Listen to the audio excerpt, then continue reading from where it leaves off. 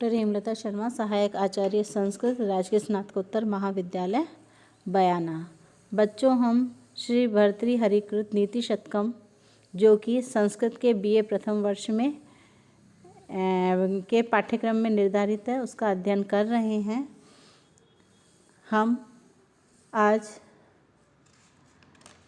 नीति शतक के 55वें श्लोक, जो कि सुजन अर्थात सज्जन पद्धति के अंतर्गत है, का अध्ययन कर रहे हैं।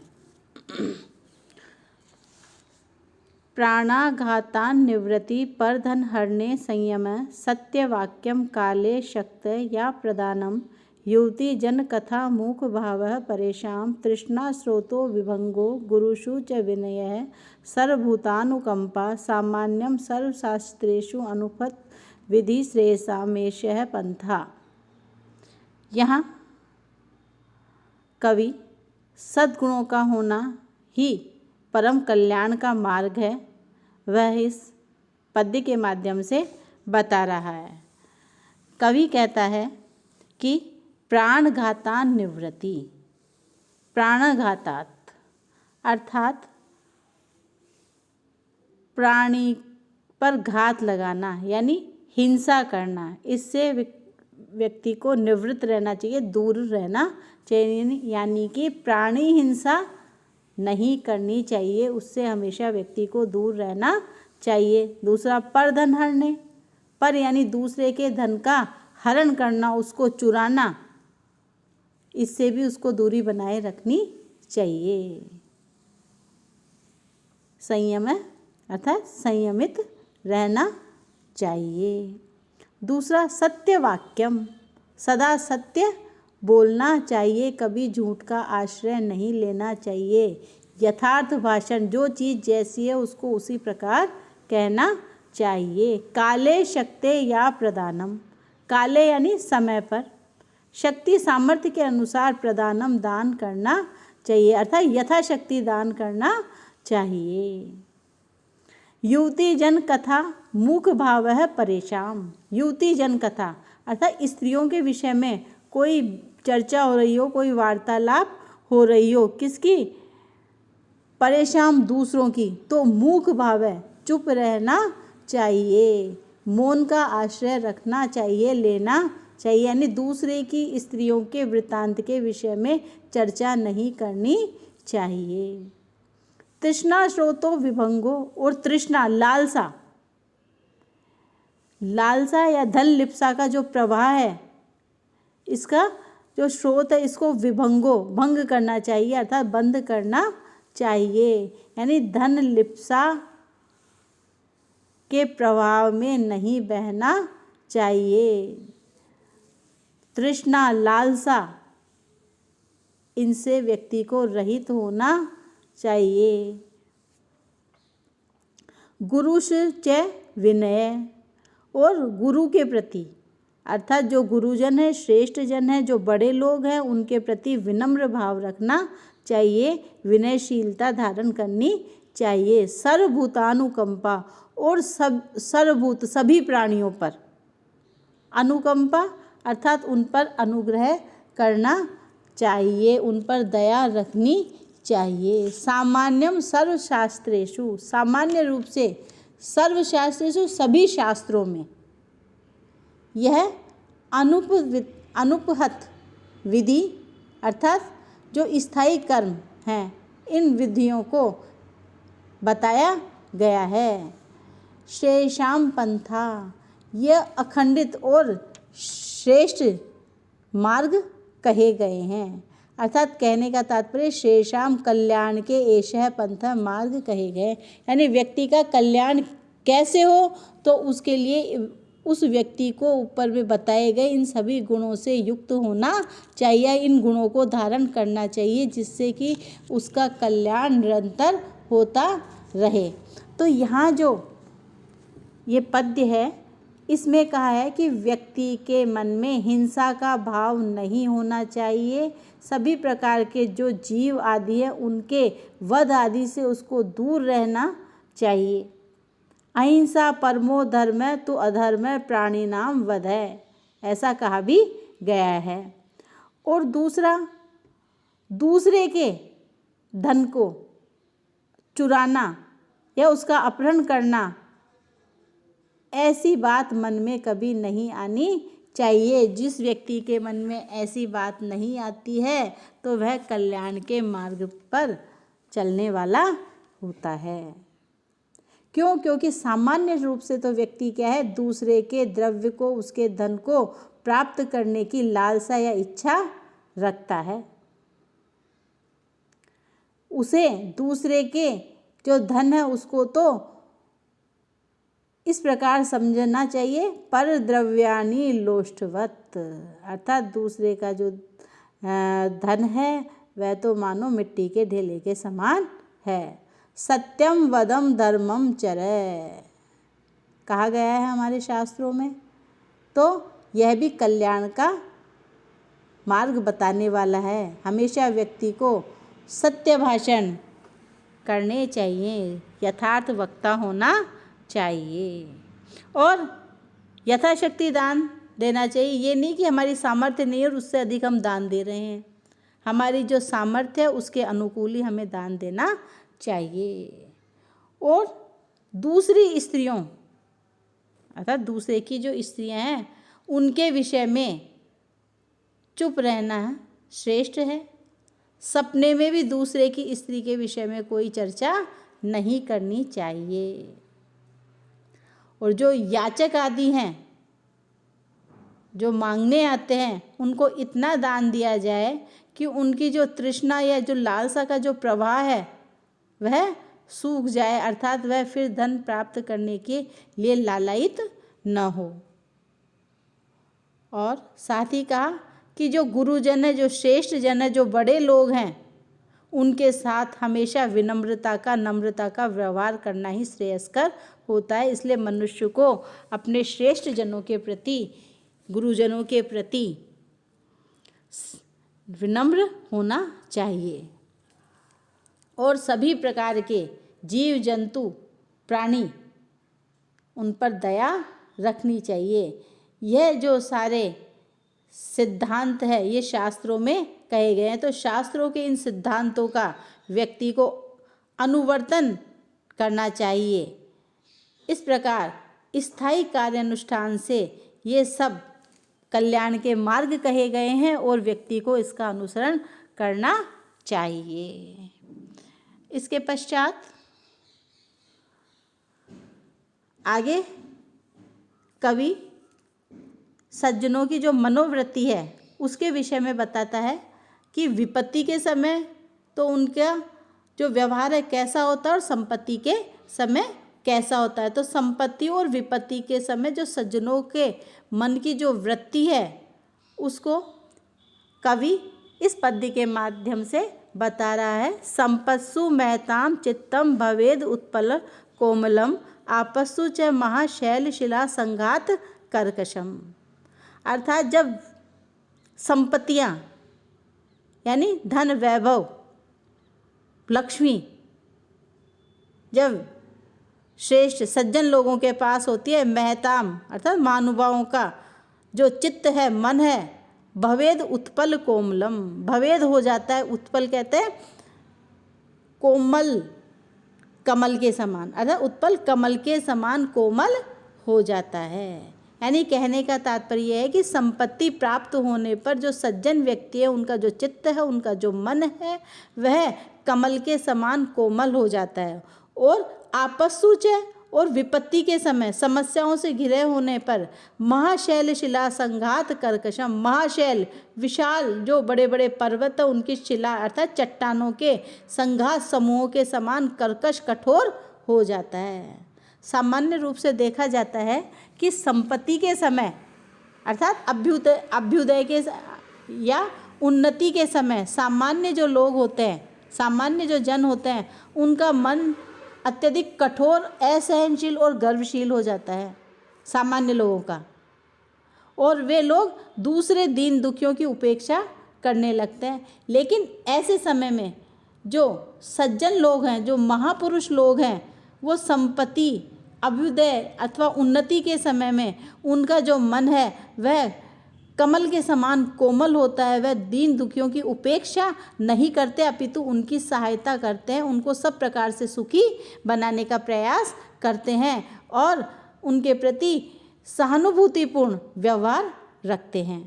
इसी प्रकार विपत्ति काल में जो साधारण लोग होते हैं उनका मन शिथिल हो जाता है, चिंता से ग्रस्त हो जाता है और वे किम कर्तव्य विमूढ़ित हो जाते हैं कि क्या करना चाहिए क्या नहीं करना चाहिए। इस तरह से वह दुखी और परेशान होते हैं। लेकिन जो महापुरुष होते हैं, जो सज्जन लोग होते हैं, उनका विपत्ति काल में मन अत्यधिक कठोर हो जाता है। वे ऐसे समय में घबराते नहीं हैं, चिंतित नहीं होते हैं, अपितु धैर्यपूर्वक समस्याओं का, विपत्तियों का सामना करने के लिए तत्पर रहते हैं।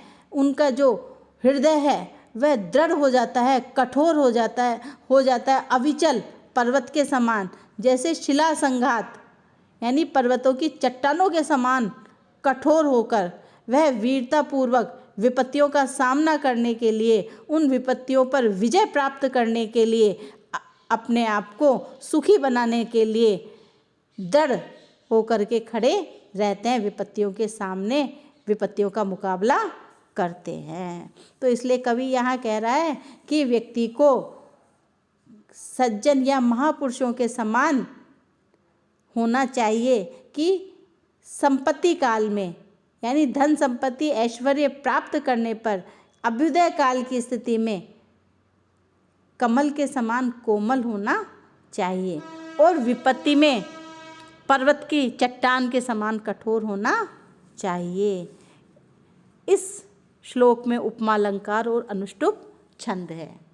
इसके पश्चात कवि इस पद्य में सज्जनों के चरित्र और संकल्प असाधारण होता है, उसी का निर्देश करते हुए बताते हैं कि ऐसा जो 80 धारा वाला जो व्रत है ये उन सज्जनों को किसने बताया है। प्रिया न्याया व्रति मलिनम अशुभंगे अपि असुकरम तु असंतो नाभ्यर्थ्या सुहृदपि न याच्या कृष्णदन विपदे उच्चै स्थैर्यम पदम अनुविधेयम च महताम सताम केनोदिष्टम इशम असि धारा व्रतम ईदम। यहाँ कह रहा है कवि कि प्रिया न्याया अर्थात प्रिय, लोकप्रिय, न्याय और नीति युक्त, वृत्ति व्यवहार अर्थात व्यक्ति का जो व्यवहार है लोकप्रिय भी हो और न्याय संगत भी होना चाहिए।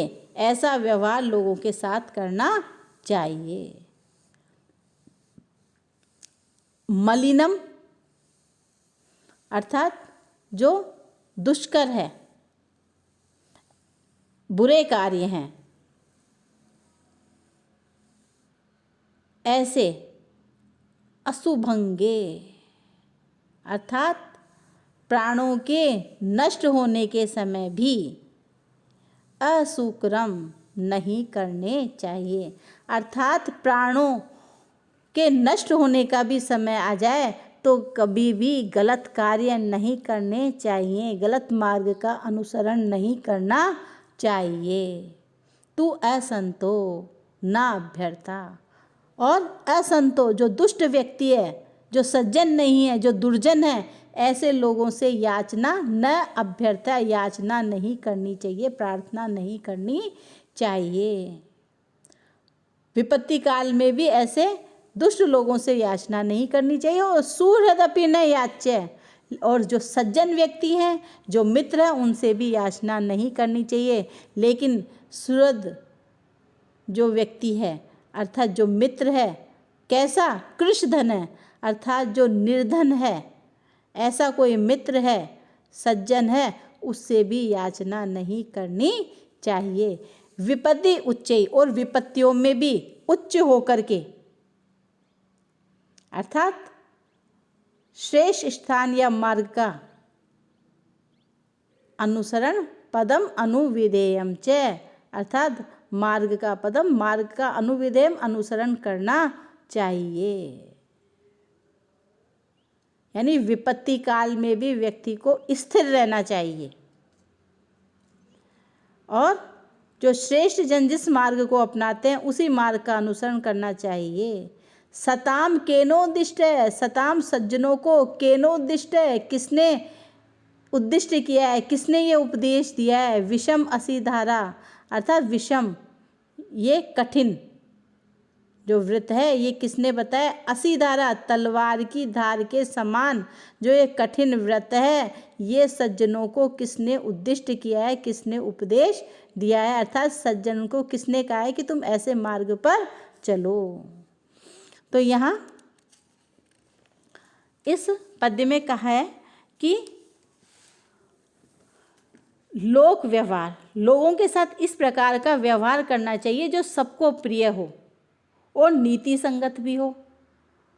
प्राणों के संकट आने पर भी कभी दुष्कार्य, दुष्कर्म, बुरे कर्म नहीं करने चाहिए। साधारण स्थिति की तो बात ही क्या है। कहा है कि आपत्ति काले मर्यादा नास्ति। इस प्रकार के जो वाक्य हैं इनका अनुसरण करना उचित नहीं है। ऐसा कहकर के व्यक्ति कोई भी गलत मार्ग अपना ले तो ये गलत है। व्यक्ति को कभी भी दुष्कर्म, बुरे कर्म नहीं करने चाहिए, बुरे कार्य नहीं करने चाहिए, गलत मार्ग नहीं अपनाना चाहिए। दुष्ट जनों से तो कभी भी कोई वस्तु नहीं मांगनी चाहिए और सज्जनों से भी याचना नहीं करनी चाहिए, क्योंकि दुर्जन तो याचना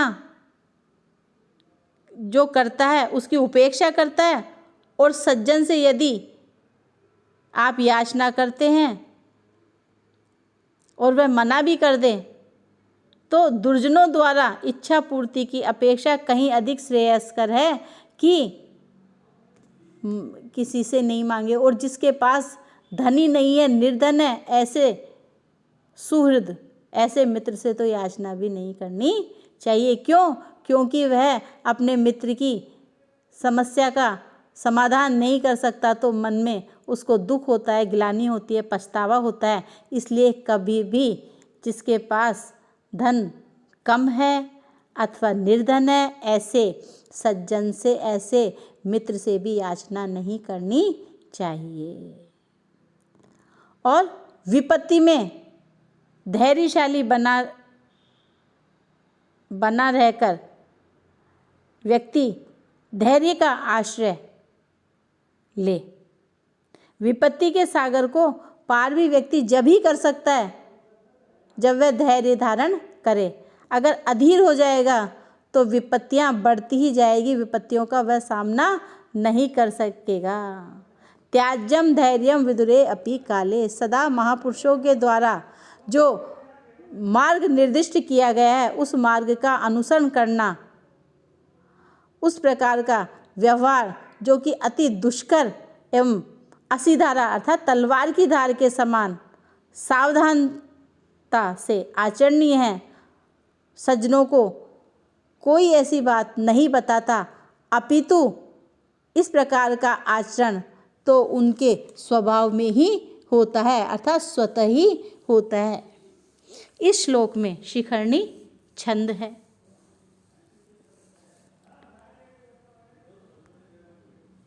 इसके बाद कवि पुनः सत्पुरुषों के असाधारण आचरण को ही इस पद्य के माध्यम से बता रहा है।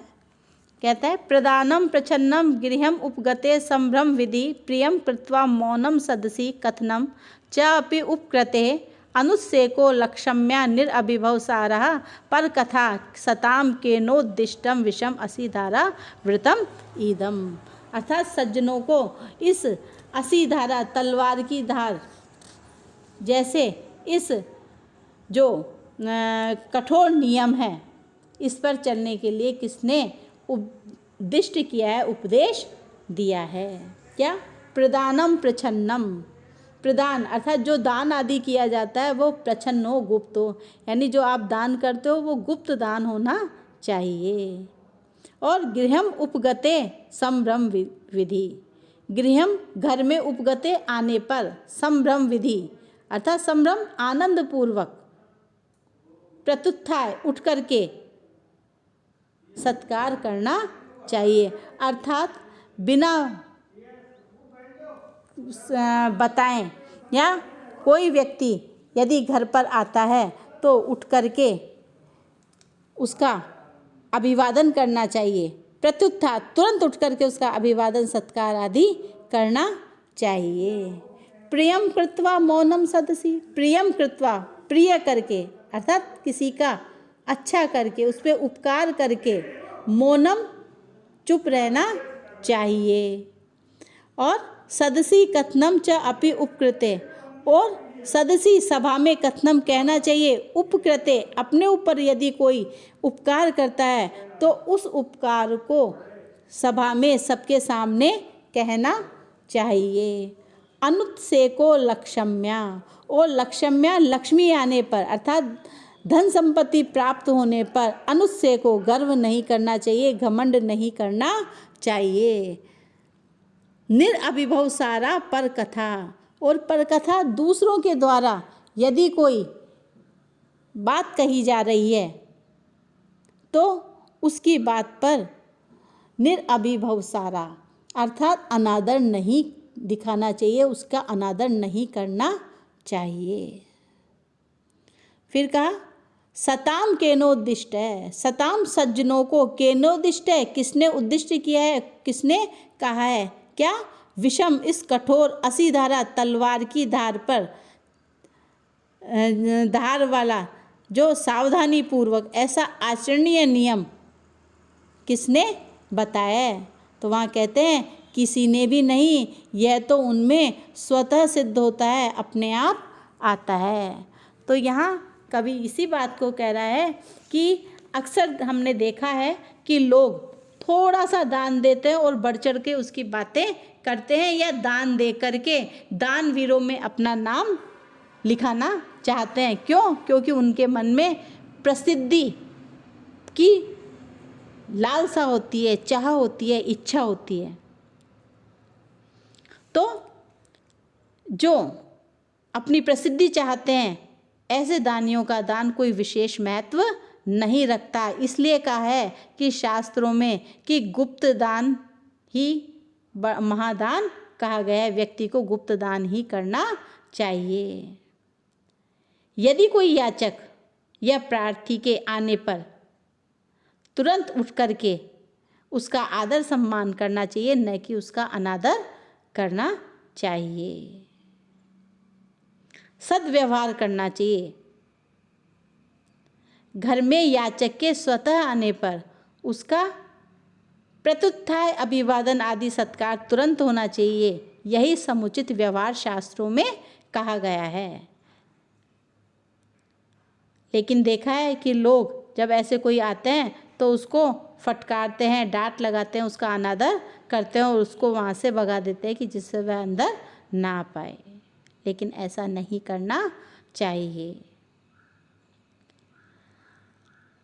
अक्सर देखा जाता है कि लोग कोई भी किसी का भी थोड़ा सा प्रिय कार्य कर देते हैं तो स्वतः उसका बखान करते हैं, अर्थात आत्म प्रशंसा करते हैं और चाहते भी हैं मन में कि लोग हमारी प्रशंसा करें, और दूसरे व्यक्ति जो उनका उपकार करता है उसके विषय में चुप रहते हैं, उसको बताते नहीं हैं। पर ऐसी प्रवृत्ति नहीं होनी चाहिए। ऐसी प्रवृत्ति शास्त्रों में निंदित कही गई है। शास्त्रों में कहा गया है कि दूसरे के उपकार को हमेशा सबके सामने कहना चाहिए, लेकिन अपने द्वारा किए गए उपकार में चुप रहना चाहिए। दूसरा, धन प्राप्त करके सामान्य जन घमंडी, अहंकारी, गर्व से युक्त हो जाते हैं और दूसरे के कार्यों की, बातों की इनकी निंदा करने लगते हैं। लेकिन यहाँ कवि कहता है कि लक्ष्मी प्राप्त करके व्यक्ति को कभी भी गर्वित नहीं होना चाहिए, अहंकारी नहीं होना चाहिए, न ही दूसरों की निंदा करनी चाहिए। वस्तुतः आत्मश्लाघा और पर निंदा ये दोनों ही त्याज्य है, त्यागने योग्य है। तो यहाँ कवि ने इस प्रकार के आचरण करने के लिए लोगों को प्रेरित किया है। यहाँ शिखरणी छंद है।